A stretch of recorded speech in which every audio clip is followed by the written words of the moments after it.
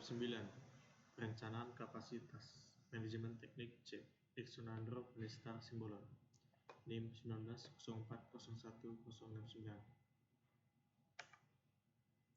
Perencanaan kapasitas. Perencanaan kapasitas merupakan proses menetapkan tingkat pengeluaran uang dapat dicapai oleh fasilitas.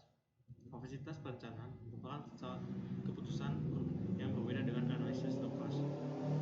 Kapasitas perencanaan berurusan dengan tingkat pengeluaran maksimum fasilitas dapat miliki, ditentukan dengan ukuran fasilitas dan peralatan. Sedangkan analisis lokasi berurusan dengan lokasi terbaik untuk fasilitas. Mengukur kapasitas.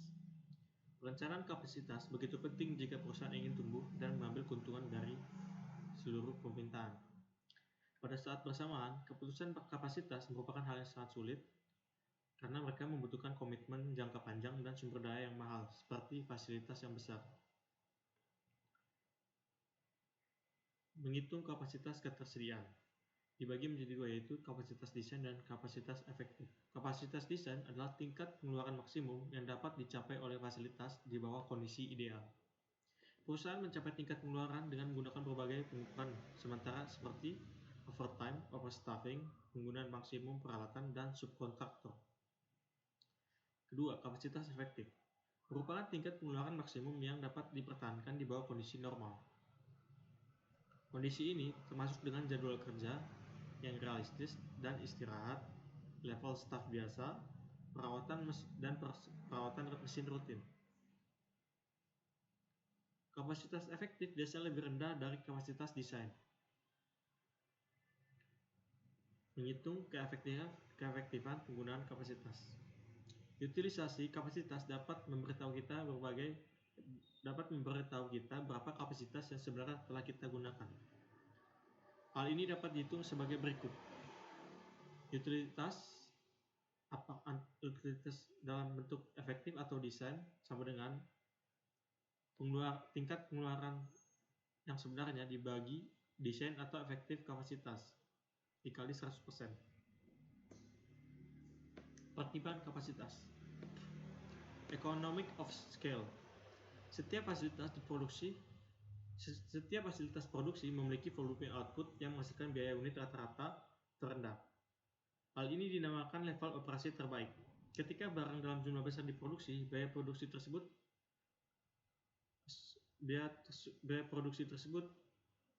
tersebar ke seluruh volume produksi. Biaya ini melibatkan biaya fix dari bangunan, fasilitas, material, dan proses. Semakin banyak unit yang diproduksi, semakin besar angka unit yang biaya dapat disebarkan. Sehingga semakin besar economic of scale. Economic of scale pada dasarnya adalah biaya rata-rata unit produksi berkurang ketika jumlah output meningkat. This economy of scale. Hal ini terjadi pada titik di luar level operasi terbaik ketika biaya masing-masing unit tambahan yang ditambahkan meningkat. Ketiga, pemfokusan pabrik, focus factory. Fasilitas dapat merespon secara lebih efisien kepada permintaan jika mereka kecil, terspesialisasi, dan fokus pada objektif tertentu. Fokus faktor adalah salah satu dari banyak faktor yang berkontribusi terhadap suksesnya JIT. Tetapi konsep ini dapat diterapkan di berbagai fasilitas. Fasilitas masa kini harus sukses dalam lingkungan bisnis yang memiliki siklus produk dan teknologi yang pendek, dan yang mana fleksibilitas jadi begitu penting dari sebelum-sebelumnya. Fasilitas yang besar cenderung menjadi kurang fleksibel karena mereka umumnya membersihkan mesin atau teknologi besar yang mahal untuk diganti agar dapat membuat produk dan layanan lainnya. Jaringan subkontraktor. Alternatif lain untuk memiliki fasilitas produksi yang besar adalah dengan mengembangkan jaringan subkontraktor yang besar dan pemasok yang dapat melakukan berbagai tugas. Perusahaan harus fokus pada kapabilitas terpenting mereka, misalnya dengan mempekerjakan pihak ketiga atau subkontraktor untuk mengambil alih tugas perusahaan yang dapat didelegasikan. Saat ini, pemasok dan manufaktur bekerja sama untuk mencapai standar kualitas yang sama, dan banyak pemeriksaan kualitas material yang dilakukan pada tempat pemasok. Membuat keputusan perencanaan kapasitas. Pertama, identifikasi kebutuhan kapasitas. Adalah dengan mengidentifikasi level kapasitas yang dibutuhkan perusahaan saat ini dan di masa depan. Perusahaan juga harus mengenali jarak antara kapasitas ketersediaan dan kebutuhan yang akan datang. Kedua, kembangkan alternatif kapasitas. Setelah kebutuhan kapasitas telah dikenali, perusahaan perlu mengembangkan alternatif yang dapat memenuhi kebutuhan kapasitas di masa depan. Ketiga adalah evaluasi alternatif kapasitas. Dengan mengevaluasi alternatif kapasitas dan memilih satu yang paling terbaik untuk memenuhi kebutuhan perusahaan. Identifikasi kebutuhan kapasitas. Kapasitas forecasting diidentifikasi pada basis ramalan masa depan. Forecasting pada level ini dilakukan dengan metode kualitatif, dikarenakan begitu banyaknya variabel yang dapat mempengaruhi permintaan pada level ini. Para ahli menggunakan pertimbangan mereka untuk memvalidasi ramalan kualitatif, kuantitatif, atau memodifikasi berdasarkan pengetahuan mereka. Kedua, capacity cushion adalah jumlah kapasitas yang ditambahkan pada kebutuhan kapasitas agar menyediakan fleksibilitas. Capacity cushion dapat sangat membantu apabila permintaan lebih besar dari yang diharapkan. Cushion juga dapat membantu kemampuan bisnis untuk merespon kebutuhan pelanggan untuk produk atau volume yang berbeda. Implikasi strategi. Perusahaan harus mempertimbangkan seberapa banyak kapasitas yang dimiliki pesaing mereka. Kapasitas merupakan keputusan strategi posisi pada perusahaan relatif terhadap pesaingnya ditentukan dari kapasitas. Pengembangan kapasitas alternatif. Ketika perusahaan telah mengidentifikasi kebutuhan kapasitas untuk masa depan mereka, langkah selanjutnya adalah mengembangkan jalan alternatif untuk memodifikasi kapasitas mereka. Berikut adalah alternatif kapasitas yang dapat dipilih. Pertama, tidak melakukan apa-apa. Kedua, ekspansi besar saat ini. Ketiga, ekspansi kecil saat ini dengan opsi memilih ekspansi kemudian hari. Terakhir adalah evaluasi alternatif kapasitas.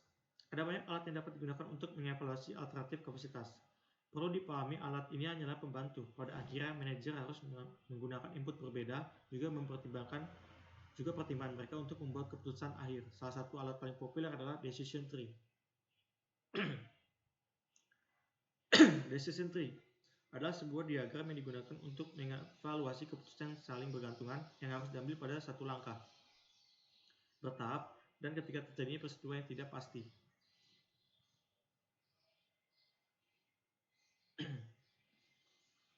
Berikut adalah prosedur menggambarkan decision tree. Gambar decision tree dari kiri ke kanan. Gunakan kotak untuk mengindikasikan keputusan dan lingkaran mengindikasikan kemungkinan peristiwa. Kedua, tulis kemungkinan dari masing-masing peristiwa dalam tanda kurung. Ketiga, tulis hasil dari masing-masing alternatif di margin kanan.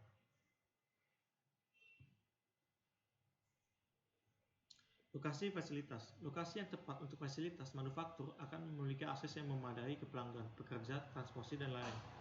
Unit manufaktur adalah tempat semua input seperti bahan mentah, peralatan, tenaga kerja terampil, dan lain berkumpul dan memproduksi produk untuk pelanggan. Faktor-faktor penentuan keputusan lokasi.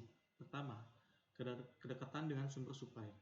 Lokasi fasilitas berpengaruh besar dikarenakan semakin dekat manufaktur dengan perusahaan, maka dapat mengurangi biaya transportasi. Mengirimkan produksi mentah jauh lebih mahal ketimbang produk jadi. Pabrik kertas contohnya. Mengirimkan kayu akan memakan banyak biaya ketimbang mengirimkan kertas yang sudah diproduksi. Kedua, kedekatan dengan pelanggan. Memilih lokasi yang dekat dengan pelanggan merupakan hal yang sangat penting. Untuk mendapatkan jatah bisnis, perusahaan harus mudah diakses oleh pelanggannya. Karena hal ini, banyak firma pelayanan berlokasikan di area dengan populasi tinggi dan mudah diakses. Contohnya adalah restoran, pom bensin, toko grosir, laundry, dan toko bunga. Alasan lain untuk meletakkan fasilitas lokasi dekat dengan pelanggan adalah mengurangi biaya transportasi produk kepada pelanggan. Ketiga, kedekatan dengan sumber pekerja. Kedekatan lokasi fasilitas dengan sumber pekerja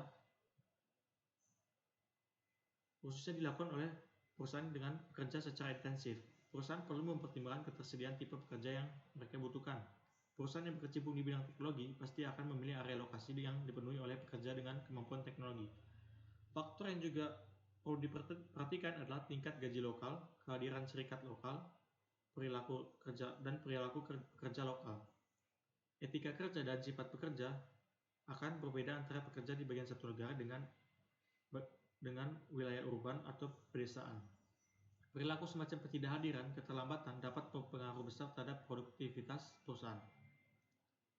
Keempat, pertimbangan komunitas. Kesuksesan suatu perusahaan pada lokasi tertentu juga dapat dipengaruhi dengan seberapa diterimanya perusahaan tersebut oleh masyarakat setempat. Banyak komunitas menerima bisnis baru, menganggap mereka sebagai sumber mata pencaharian baru, keuntungan pajak, dan berkontribusi pada masyarakat komunitas. Akan tetapi, komunitas tidak menginginkan bisnis yang mendatangkan polusi, kebisingan, kemacetan, dan kualitas hidup yang rendah. Pertimbangan tempat. Letak lokasi fasilitas juga menjadi faktor beberapa lokasi tertentu, seperti misalnya faktor biaya utilitas, pajak, pembatasan zonasi, kondisi tanam, dan iklan. Akan lebih baik mempekerjakan inspektor untuk mengevaluasi lokasi, seperti memeriksa drainase yang memadai atau tanah yang subur. Lokasi tempat juga dapat mempengaruhi akses jalan untuk truk sehingga membuat pelanggan kesulitan mencapai lokasi. Selanjutnya adalah masalah kualitas hidup. Kualitas kehidupan pada lokasi tertentu juga berpengaruh terhadap perusahaan. Aspek ini meliputi iklim, gaya hidup yang nyaman, sekolah yang bagus, dan tingkat kejahatan yang rendah. Globalisasi. Globalisasi adalah proses menempatkan lokasi di keliling dunia untuk dapat berkompetisi secara efektif berdasarkan biaya. Banyak perusahaan telah memperluas operasi mereka untuk melibatkan sumber daya supply berskala global. Keuntungan globalisasi adalah untuk memperluas operasi mereka secara global. Alasan utama adalah mendapatkan keuntungan dari pasar asing. Hal ini dikarenakan permintaan barang impor telah bertumbuh secara pesat dan pasar ini telah menawarkan area baru dalam kompetisi. Menempatkan lokasi fasilitas produksi di negara luar juga mengurangi stigma mengenai pembelian barang impor. Alasan lain adalah untuk mengurangi batasan perdagangan. Dengan memproduksi barang atau produk di negara di mana pelanggan tinggal, perusahaan dapat menghindari kuota impor dan juga mengirim material mentah ke negara asing untuk fabrikasi bersifat lebih murah. Biaya dari pekerja juga bisa begitu rendah bahkan sampai mengimbangi biaya transportasi tambahan. Globalisasi juga mendorong pertumbuhan sistem JIT manufaktur yang mana mendorong pemasok dan manufaktur untuk saling berdekatan satu sama lain. Prosedur membuat keputusan lokasi. Pertama, identifikasi faktor lokasi yang dominan. Pada tahap ini, manajer mengidentifikasi faktor lokasi yang dominan untuk bisnis. Tahap ini membutuhkan pengetahuan dan penghakiman manajerial. Kedua, kembangkan alternatif lokasi. Setelah mengetahui faktor yang paling dominan, mereka bisa mengidentifikasi alternatif lokasi yang memenuhi faktor yang telah dipilih. Dan terakhir adalah evaluasi alternatif lokasi. Setelah beberapa alternatif lokasi diidentifikasi, manajer harus mengevaluasi lokasi-lokasi alternatif tersebut dan membuat pilihan akhir. Tahap ini tidaklah mudah dikarenakan satu lokasi mungkin lebih baik berdasarkan faktor tertentu, sedangkan yang lainnya lebih baik pada faktor yang lain.